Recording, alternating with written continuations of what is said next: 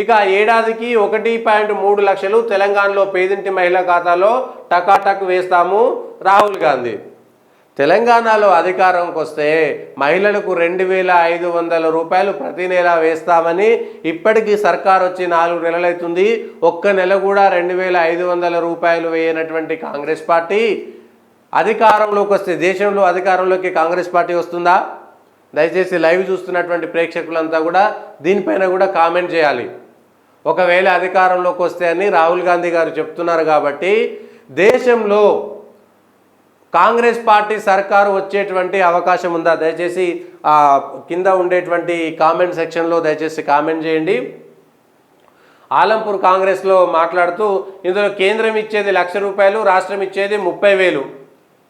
1,30,000 వేస్తారంటే రాష్ట్రాలు ఎందుకు ఇస్తాయి? అప్పుడు కేంద్ర ప్రభుత్వం చేసినటువంటి దాంట్లో రాష్ట్రాలు మీ తెలంగాణకు సంబంధించి కాంగ్రెస్ పార్టీ అధికారంలో ఉంది కాబట్టి 30,000 వేస్తుండొచ్చు. బీజేపీ సర్కారు ఉన్న చోట మేమెందుకు వేస్తాము, మేము హామీ ఇవ్వలేదు అనేటువంటి మాట చెప్తారు. రేపు పొద్దుగాల కాంగ్రెస్ సర్కారు వస్తే రాష్ట్రాలకు సంబంధించినటువంటి సర్కార్లు ఆ 30,000 రూపాయలు ఎందుకు వేస్తాయి? దానికి ఏమైనా మ్యాండేట్ చేస్తారా? ఉచితంగా 1,30,000. ఇంటి పనుల్లో మహిళల శ్రమకు గుర్తింపుగానే 1,00,000 చొప్పున. మహిళలు ఎవరి కోసం శ్రమ చేస్తున్నారు? ఆ ఇంటి కోసం శ్రమ చేస్తున్నారు. ఆ ఇంటి వాళ్ళు చూసుకుంటారు. ఇంటి కోసం మహిళలు శ్రమ చేస్తుంటే ఇంటి కోసం పురుషులు కూడా శ్రమ చేస్తున్నారు కదా, వాళ్ళకు లేదా? ఇంటి కోసం శ్రమ చేసేటువంటి పురుషులు, ఇంటి కోసం శ్రమ చేసేటువంటి మహిళలు ఉచితంగా 1,30,000 రూపాయలు ఇస్తామంటే ఇప్పుడు ఓట్లు పడతాయా? తెలంగాణలో కర్ణాటకలో కాంగ్రెస్ అధికారంలోకి వచ్చింది కాబట్టి ఇక్కడ మహిళలకు డబ్బులు ఇస్తామన్నారు కాబట్టి ప్రజలంతా ఓట్లు వేశారనేటువంటి మాట చెప్తున్నారు. మరి ఇప్పుడు 2,500 రూపాయలు ఎందుకు వేయలేదు ఇప్పటిదాకా? ఈ ప్రశ్న ప్రజల నుంచి ఉత్పన్నమవుతుంది. ఈ పథకంతో దేశంలో మహిళలని లక్షాధికారులు చేస్తాం, రాజ్యాంగం రద్దుకు ఎన్డీఏ కుట్ర, రక్షించే లక్ష్యమే ఇండియాది, ఇందుకే ఇవి ఎన్నికలు కావు, 2 సమూహాల మధ్య జరిగే యుద్ధం. మోడీ పనిచేసింది 22 మంది ధనికుల కోసమే. వారికి 16 లక్షల కోట్ల మాఫీ చేశారు. మాఫియా, రైట్ ఆఫా వసూలు చేశారా? ఎవరు వెళ్ళిపోయారు? ఆ 22 మంది ఎవరు? 22 మంది ధనికులు నరేంద్ర మోడీ వచ్చిన తర్వాతనే ఒక్కసారిగా అడుక్కు తినే స్టేజ్ నుంచి ధనికులుగా మారిరా? అంతకుముందు వాళ్ళు ధనికులుగా లేరా? అంతకుముందు కాంగ్రెస్ హయాంలో వాళ్ళంతా పట్టుకొని అయోధ్య రామాలయం ముంగట బిచ్చమెత్తుకున్నటువంటి నాయకుల వాళ్ళంతా, ఆ ధనికులంతా.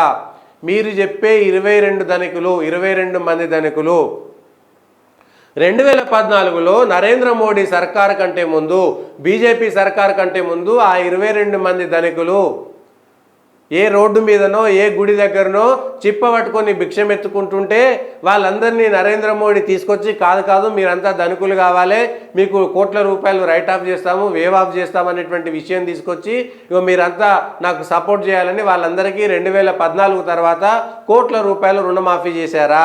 ఈ విషయాలను కూడా చెప్పాలి.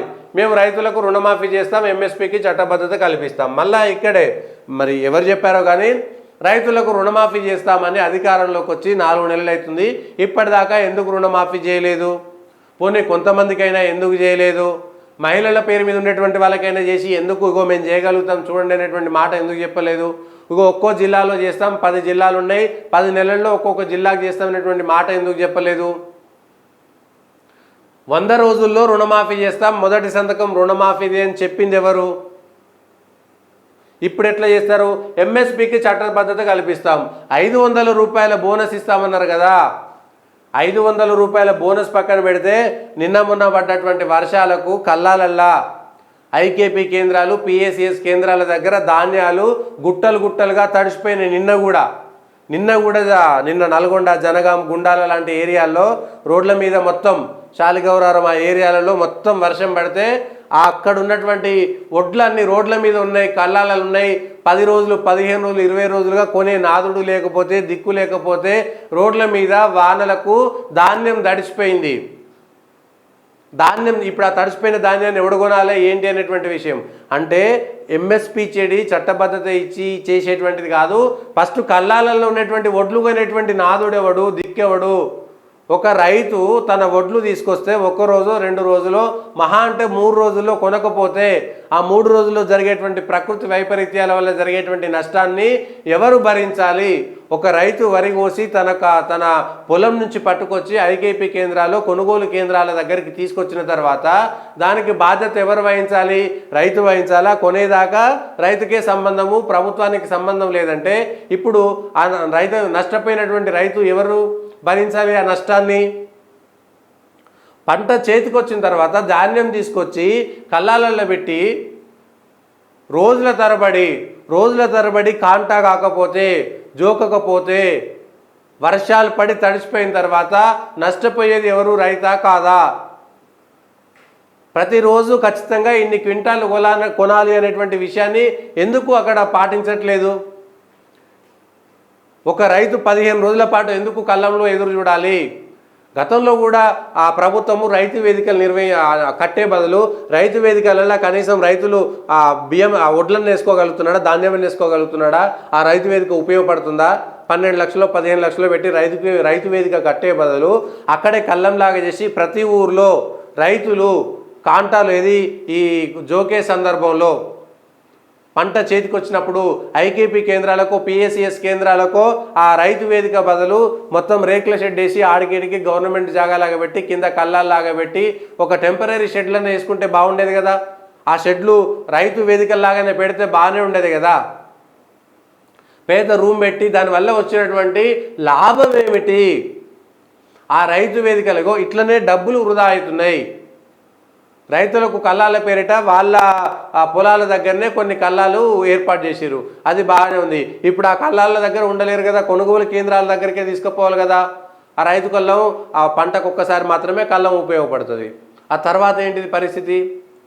కొనుగోలు కేంద్రాలకు పర్మనెంట్గా ఆయా గ్రామాల్లో రైతు వేదికల జాగల్లో ఒక షెడ్డు, రేకుల షెడ్డే ఓపెన్గా వేసి వర్షాకాలంలో లేకపోతే ఇట్లా అకాల వర్షాల సందర్భాల్లో ధాన్యం చేతికొచ్చినప్పుడు ఆ గ్రామంలో ఉండేటువంటి పిఎస్సిఎస్ కేంద్రాలకు సంబంధించి లేదంటే ఐకేపీ కేంద్రాలకు వాటిని అప్పచెప్పేసి ఇగో ఇవి కొనుగోలుకు సంబంధించినటువంటి సందర్భాల్లో వాడుకుంటామని ఒక చిన్న గది కడితే సరిపోయేది. దాని బదులు ఇంకో ఎకరం అంతా చుట్టూ నీట్గా చేసి ఆ టెంపరీ షెడ్లు కొద్ది రోజుల పాటు వేసేటువంటి అవకాశం ఉంటే ఎందుకు వేయట్లేదు? సో రైతుల మీద ప్రేమ ఉంటే చేయాల్సినటువంటి అంశాలు అవి. ఎంఎస్పీకి చట్టబద్ధత కల్పిస్తాము. ఎంఎస్పీకి చట్టబద్ధత కల్పించడం కాదు, తెలంగాణలో కాంగ్రెస్ సర్కారు 500 రూపాయల బోనస్ అన్నది. ఇవాళ కళ్ళాల ఏ ఊరికి పోయినా, మీరు పాలమూరుకు పోయినా, ఆసిఫాబాద్ పోయినా, ఆలంపూర్ పోయినా, జోగులాంబ పోయినా, లేకపోతే ఇంకెక్కడ ఏ ఊరు పోయినా, ములుగు దగ్గర పోయినా, రోడ్ల మీద ఈ నుంచి ఆడదాకా అన్ని వాటిలే ఉన్నాయి. కొనుగోలు అమ్మకం సందర్భం ఇదే కదా. మరి 500 రూపాయల బోనస్ ఒక క్వింటాలకు మీరు ఇస్తా అన్నటువంటి క్వింటాలకు 500 బోనసు ఈ పంట నుంచే ఎందుకు మొదలు పెట్టట్లేదు? ఈ పంట నుంచే 500 రూపాయల బోనస్ ఎందుకు ఇవ్వలేదు? హామీ మీరు ఇచ్చారు కాబట్టి అడుగుతున్నాం. ఇది కాంగ్రెస్ పార్టీ ఇచ్చినటువంటి హామీ. కాంగ్రెస్ పార్టీ అధికారంలోకి రాకముందు రైతు రుణమాఫీ ఏకకాలంలో 100 రోజుల్లో చేస్తాం, మొట్టమొదటి సంతకం పెడతామన్నటువంటిది కాంగ్రెస్ పార్టీయా కాదా? 500 రూపాయల బోనస్ ధాన్యానికి ఎందుకు ఇవ్వట్లేదు? 500 బోనస్ పక్కన పెడితే ఇప్పుడు తడిచిపోయినటువంటి ధాన్యాన్ని ఎవరు కొనాలి? రైతులకు ఐకేపీ కేంద్రాల దగ్గర 10 రోజులు 15 రోజులు తన పని వదిలిపెట్టుకొని ఉండలేక అడ్డికి పావుచేరు పక్కన ఉన్నటువంటి మిల్లులకు, ప్రైవేటు వ్యాపారస్తులకు క్వింటాలకు 1500 1300 కూడా అమ్ముకున్నటువంటి సందర్భాలను చూస్తున్నాం మనం. చాలా చోట్ల